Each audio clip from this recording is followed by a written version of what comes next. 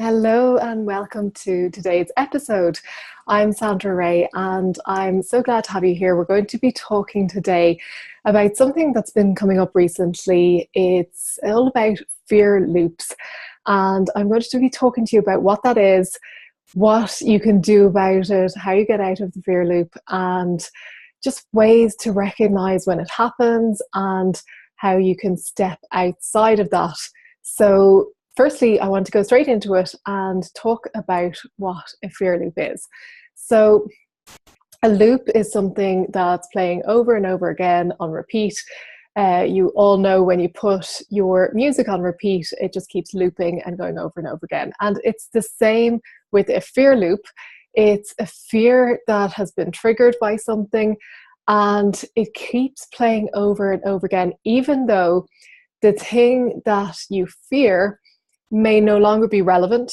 It may not even be real, but the fear keeps playing out over and over again in your head, in your body, through your physical emotions and through your senses and the physical reaction in your body. So it feels real. It feels as if you are in danger. It feels as if something bad is happening. But in fact, it's just a reaction to something that happened maybe a few days ago, maybe a few weeks ago, maybe even a few years ago. It could be something that happened in your childhood, that keeps just playing out over and over, and it keeps you stuck. We all know that when something is in a loop, you can't move forward because you're stuck in that loop. So I'm going to give you an example of how this happened to me recently. I was going to yoga class, and the car park that I park in for yoga, it's a train station. So I park the car and I usually go down, pay for the parking on the platform where you get the trains, you use the machines to pay for your parking, and then I go up to yoga class. So this was a few weeks ago and I was in yoga class. We went through the whole sequence, and at the end of class, we were doing our relaxation. We were in Shavasana. I was lying flat on the floor, and the whole purpose of Shavasana is to integrate the practice, to let go of all of the practice, all of the efforting, all of the stretching, everything you've been doing, and just relax and allow everything to settle, allow everything to integrate. And it's a really important part of the practice. So while I was lying in Shavasana, suddenly this fear came up really strongly that I'd forgotten to pay for my parking. And I had gotten out of my car and I was thinking, okay, I'll go in, I'll take my jacket off. And I was thinking of all the things that I was going to be doing. So I wasn't really focused in the present moment. And I ran into class and just, it didn't even cross my mind. During class, not once did I think about it. It just didn't enter my mind. So when I relaxed and I let go, suddenly it popped up and I realized that my car could be clamped, I could get a ticket, and it wasn't something that I was looking forward to, of course, and it brought up this immediate fear. And it was such a contrast between Shavasana, which is just complete relaxation and letting go, and I was really in that zone of just letting go, and then that thought popped up and it just brought that, that energy of just freezing and just thinking, oh no, I can't believe I forgot to pay. So while I was lying there, I was observing my reaction, I was observing my emotions, and my initial reaction was to jump up and run out to check to see if my car was okay. And I held back and I just lay there for another minute, and I thought, okay, if there's a ticket, if there's a clamp, that's okay. I can deal with that. It's unpleasant.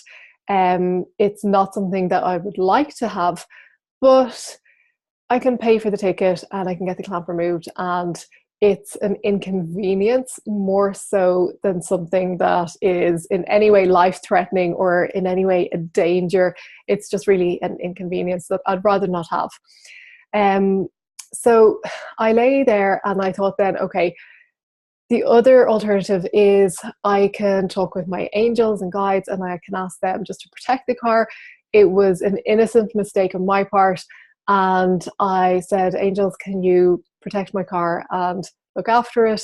And make sure that it is free from any tickets or clamps. So I did that, and then as we finished, I got up and I walked out, and I was visualizing walking out to my car. And I was visualizing seeing myself getting in and driving off, and just driving away from it without any adverse things happening. And that's exactly what happened. I walked out to the car park, my car was sitting there, nothing had happened, there were no tickets, no clamps, and I was able to drive off as I had visualized doing. So roll on a week later, I'm in the same class, the same situation. I make sure to pay for my parking this time.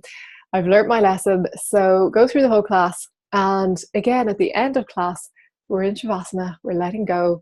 Everything is relaxed and calm. And then suddenly this fear pops up. Have I paid for my car? And I was in such a relaxed state that I had to think for a moment, did I actually pay? Because I wasn't in that zone. I was letting everything go. And it just took a moment for my mind to click in. And I thought, yes, I have. I went down and paid. I know that's okay. Everything's fine. I'm safe. All is well. So I went out to my car, and I thought it was really interesting that at the exact same moment, in the exact same pose, the same date, a week later, and the same thing happened. And I just was observing how it was triggered by being in that same situation, that same scenario. So the following week, exact same thing happens, pay for my parking, go through the class, and I notice when I'm in Shavasana, I'm just relaxing. I haven't given any thought to my car or parking, and suddenly that fear pops up and I think, have I paid for my parking? And I just thought, wow, this is like a fear loop that keeps being triggered by the same activity, the same scenario, the same thing happening, and it keeps coming up over and over again. But what I did notice as well was that each time it came up, I didn't react to it. The first time I didn't jump up and run out of class. I didn't engage with the fear. The second time it happened, I observed it. I didn't engage with it. I just let it go again as soon as it came up. The third time, same thing, I just let it go. And each time it happened, and it kept happening, each time it happened, it was slightly less than the previous week. So the first week, obviously, it was like this heightened sense of fear. The second week, it was a little bit less. Third week, a little bit less. Fourth week, a little bit less.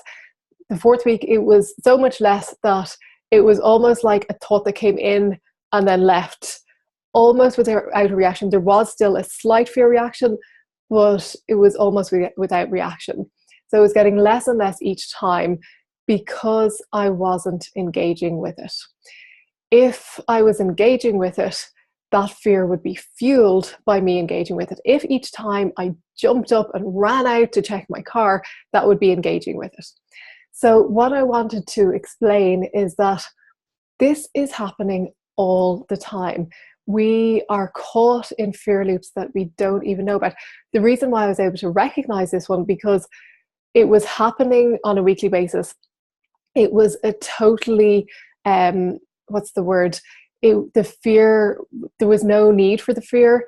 It was just something that was playing out over and over. It was on repetition. It was like a habit that was just looping, and it was automatic. It wasn't that I was going looking for it. It was totally subconscious. So it was something that had been imprinted on my subconscious by the first time it happening, and it kept playing out over and over. But luckily it was decreasing each time because I wasn't engaging with it. So what I want to challenge you to do is to recognize when fears come up and actually observe it. If it is a real fear, if you are in real danger, or if it is a loop playing out on repeat of something that just keeps happening over and over, that may not even be real, but it's just a thought that keeps looping and you keep engaging with it, so it keeps being fed more energy. So think about your top fears. What brings up fear most in your life? And maybe fear isn't the right word. What brings up worry most in your life? Because worry is just a form of fear, but we don't really realize that sometimes. So what do you worry about most? And do you find that you are caught in that loop of worrying about it without it actually being a threat, without it actually happening in your life, but you're just constantly worrying about it anyway. So really observe what's happening. And the less you engage with it, the less energy you're feeding it, and the less it will come up. And over time, it'll dissipate back into its native nothingness. So this is easy enough to do for worries that are minor, for little small things. When it's something that you consider to be a genuine worry, and there's never any genuine reason to worry, by the way, but we think there are genuine reasons to be worried when you receive bad news, when somebody, it could be yourself or a family member, somebody you love, has a terminal illness and they receive news about that. We perceive that as a genuine reason to worry. Now, there's never genuine reasons to worry, because worry never brings us anything positive. But we perceive certain things as to be threatening enough or warrant enough energy to go into worry. So what I'm going to do is, if it's something minor, then you can pull yourself back, you can disengage from it. If it is something major, it's something that you perceive as a real threat, then you're not necessarily going to be able to disengage with it. So what I wanted to do was give you an example of, through an analogy, of what that's like. So if you can imagine, you're standing on top of a cliff, and those little worries, those little concerns, those daily things that come up, it's like you're standing looking over the cliff and you're kind of thinking, oh, I don't want to go over that cliff because there's danger, I could fall. But you're kind of near the edge, but you're not really. So you know you're not really in any inherent danger.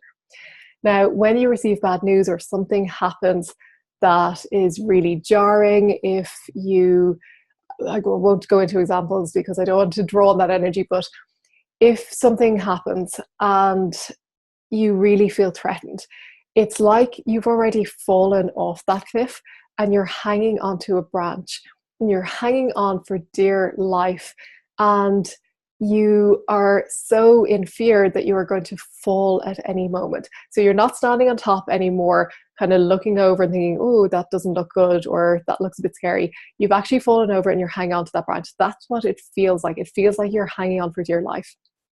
So what I wanted to do was to propose that when you're hanging onto that branch, you're looking up because you're just too afraid to even look down. You can't even go there because it just seems like there is no bottom and that you'll just fall into oblivion. What I want to propose is, while you're there, if there was a person, say it's a friend or a family member, in most cases it's your angels or your guides, who are standing with you saying, just let go, just let go, let go, it's okay, just let go. And you are thinking, there is no way I am letting go, I am going to fall and die. And that voice keeps saying, just let go, it's okay, you're okay, just let go, it's all right. And each time you just grab on tighter because you're like, are you crazy? I'm not letting go. This is going to kill me if I let go. And I am just going to try and scramble my way back up to the top of the cliff where it seemed safe. And I'm just going to, or if I can't do that, I'll just hold on until my hands start bleeding and it gets so painful that maybe I will have to let go eventually, but there is no way I'm choosing to let go. I'm only going to let go if I'm really forced to, if I'm pushed to. So in this scenario, you haven't looked down and your guide is saying that to you, just let go, it's okay. Imagine that cliff that you're hanging onto, that branch that you're hanging onto, imagine if you're probably visualizing, the ground being hundreds and hundreds of feet below. Imagine if the ground was just 2 foot below you. Imagine that the ground was actually just below your feet, but you haven't looked down. You haven't looked down to see what's down there because you're just too afraid. And imagine the ground is just below you, and if you let go, you're going to land really easily, really softly on solid ground. But you're not aware of that because you just are too afraid to even go there. You can't even look down to see what's below you. And it's the same with those fears. When we are caught in those fears, which seem like life and death scenarios, we are just holding on for dear might. And we can't let go because we think we're going to die. So how do you let go? How do you let go when you think you are going to fall into oblivion? Well, the first thing is to know that that ground is just below you. It's closer than you think. And it's that saying, leap and the net will appear. If you take that leap, you are going to be caught there. It is guaranteed. If you take that leap of faith, you are going to be caught. And the process that I'm going to encourage you to do is to first acknowledge that the fear is there. It's not just to blindly jump without knowing. It's acknowledging, yes, there is fear, and then feeling the fear. So feeling in your body where the fear is. Is it in your heart? Is it in your stomach? Is it in your throat? Where do you feel the fear the strongest? So tuning into your body and just getting a sense of where you feel the fear the strongest. And then once you've done that, just allowing yourself to feel it, allowing yourself to go into it. And when you stop fighting it, when you allow it and go into it, it doesn't have to push back at you. The fear doesn't have to get your attention because you've given your attention to it. You've acknowledged it. You've stopped resisting it. And in Neil Donald Walsh, in Conversations with God, says what you resist persists and what you look at disappears. So when you look at the fear for what it is, it disappears. It's just going into it, recognizing it, feeling it, allowing it to pass through you. And once it passes through you, it dissipates and it's gone.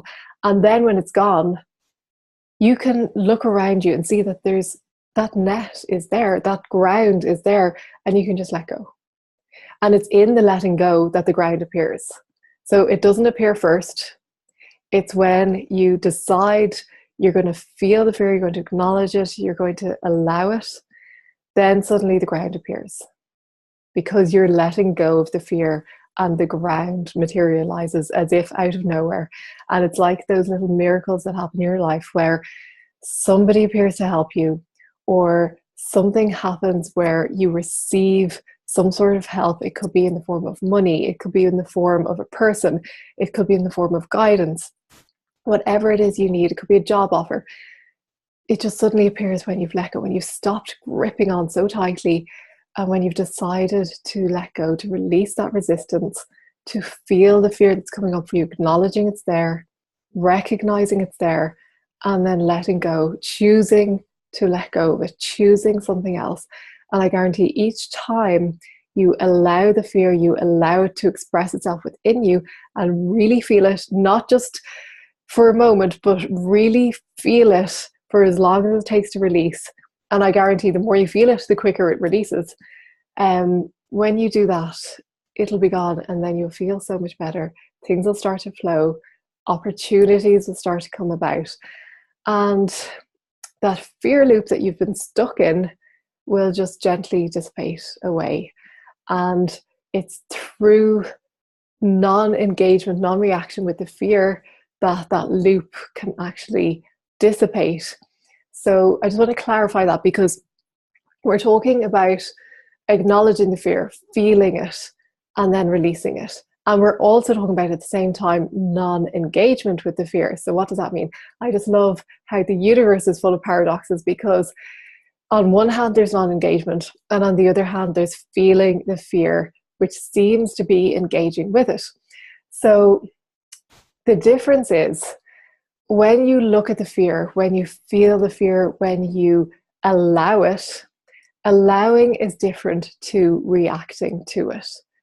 So there is a big difference. Allowing it to be felt inside you is totally different. It's like when I was lying in Shavasana and allowing it to feel it, observing it, recognizing it was there. That's the difference between acknowledging it and allowing it, and the other side, which is engaging with fear, would be if I jumped up and ran out of the class and ran to my car to see if everything's okay.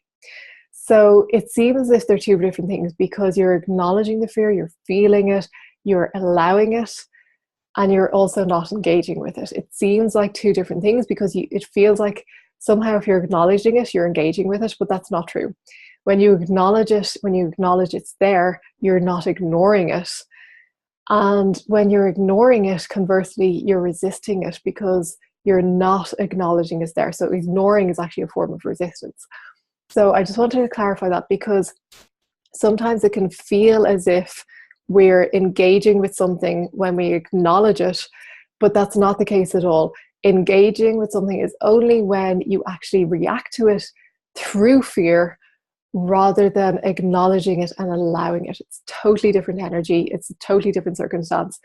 So the mistake that you can make here is to have the fear come up and then ignore it and pretend it's not there and think that that's not non-engagement. So ignoring it and pretending it's not there is not non-engagement. It is resisting it because it is still there. You know it's there, and you're resisting it because you're turning your back to it. So don't fall into that trap of resistance, because when you resist it, it only pushes back stronger and stronger, and it'll seem as if it may be gone for a while, but it'll still be there in the background, and it'll push back and it'll come out with greater force. So the key is to acknowledge it. Yes, I'm feeling fear. Yes, I feel it most strongly in my heart or in my stomach or wherever you feel it. And yes, I'm willing to feel it. I'm willing just to be still and allow it to be felt. And then when you do that, it'll automatically release by itself. There's nothing you actually need to do. Just be still and be with it inside. You don't need to go and do anything. You just need to allow it to release automatically by itself. And it will, if you allow it the space. If you stop pushing it down, if you stop ignoring it and stop resisting it, it will automatically just float up to the surface and release. Okay, so that's what I wanted to talk about today. I hope you gain from this. And I think if you are able to follow those steps and to acknowledge the fear, feel it, allow it, and go through that process of non-engagement or non-reaction, probably is a better word for it, then you will definitely notice the difference, and you become unstuck and you'll step out of those fear loops as they happen. Thank you so much for being here, and it's been such a pleasure, and I look forward to next week's episode. I will see you then. Bye bye.